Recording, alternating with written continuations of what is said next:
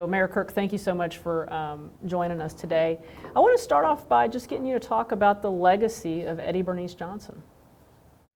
For those not um, from Texas or from Dallas, just know that when you fly into DFW and you think what a great facility, if you've ever used DART or our any of our freeways or highways, or you a veteran and use the services of Veterans Administration, or have a family member who's been buried at the cemetery here in North Texas. If you're a lawyer that does intellectual property work and think it's the best thing ever that we now have the PTO office here, you can thank Eddie Bernice Johnson for that. And if you're a school kid in South Dallas, who didn't grow up with a lot of the privileges a lot of other kids have, you can look to somebody like Eddie Bernice Johnson and say, if she could grow up in the segregated South, when not only when her parents couldn't vote, in a state that didn't allow her to vote, made her leave the state to pursue her career, her dream of a career in medicine, and come back and deal with all kind of obstacles. There couldn't have been a better role model for you to say, if she can do it, I can do it. And if you're any one of us who enjoys so much of what we take for granted in North Texas, at some point in the next week, when you say your prayers or whatever you do, or give thanks for whatever you can do for the new year, you should utter the name Eddie Bernice Johnson and express a word of gratitude to her, because she has her footprints all over this city and all over this state. And you can argue all over our country because of her dedication to public service. Talk to me about how you first came to know her.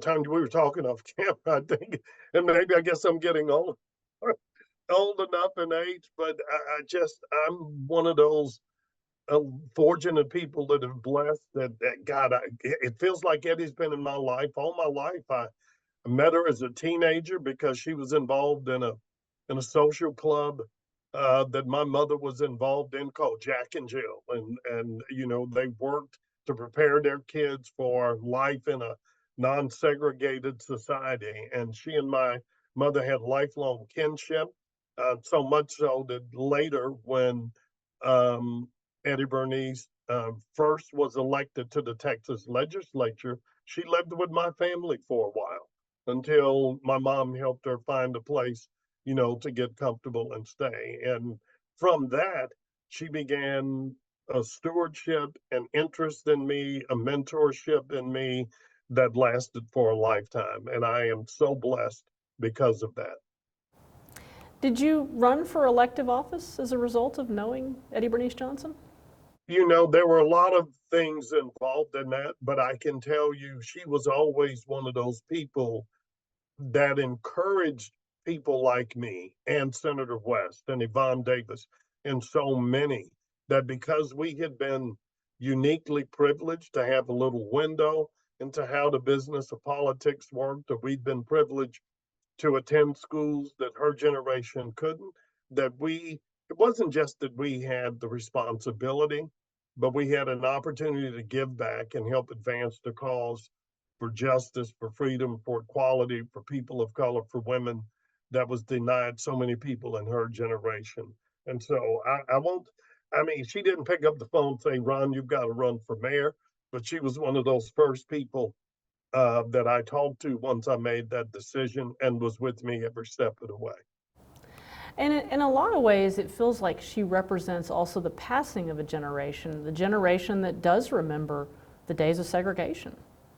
Well, we do. And, I have this conversation with so many people, even my age. I'm 69. I'll be 70 next year, but I was born 1954.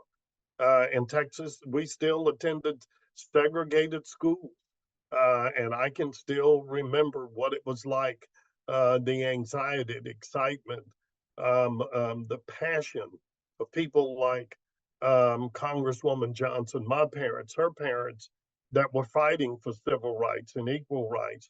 And so much it feels like they put all their chips, they went in all in their children.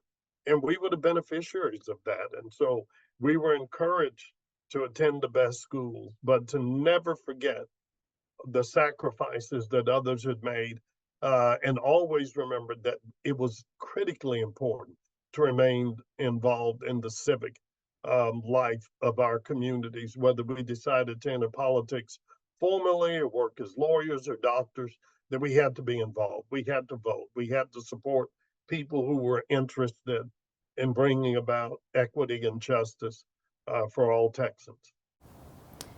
So she was, I'll make sure I get this straight. Was she the first black female elected to Congress, or just from? No, she was, Barbara Jordan served before. That's right. She was the first, she may have been the first female, but certainly the first black female represented from the Dallas area. And I'm reasonably certain she was the first black woman to serve in the legislature out of Dallas. But Barbara Jordan preceded her both. They overlapped a little bit during their time in the legislature. But she did it with her own unique style, her grace, her dignity, and what I took from watching her as much as anything, because those were rough and tumble times, but Eddie never, at least publicly, she never lost her cool.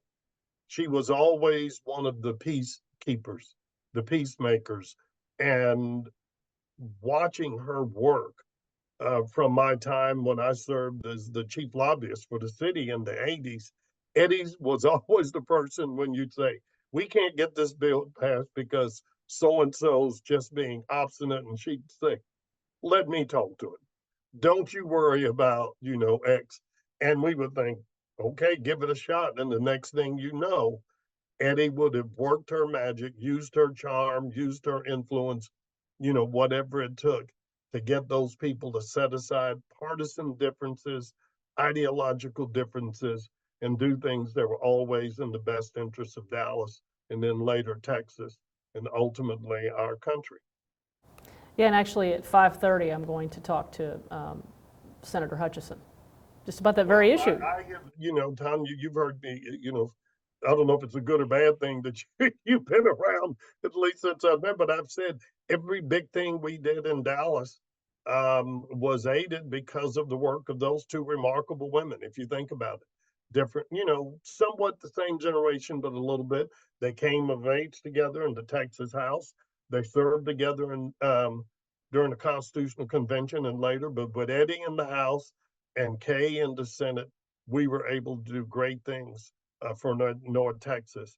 And many of us, rather than longing for the days then we had leaders who put aside partisanship, should look to the example of leaders, of women like Kay Hutchison and Eddie Bernice Johnson, and said, if they can do it, we can do it. And that's how we reclaim that spirit of bipartisanship and focusing on the common good to move our country forward.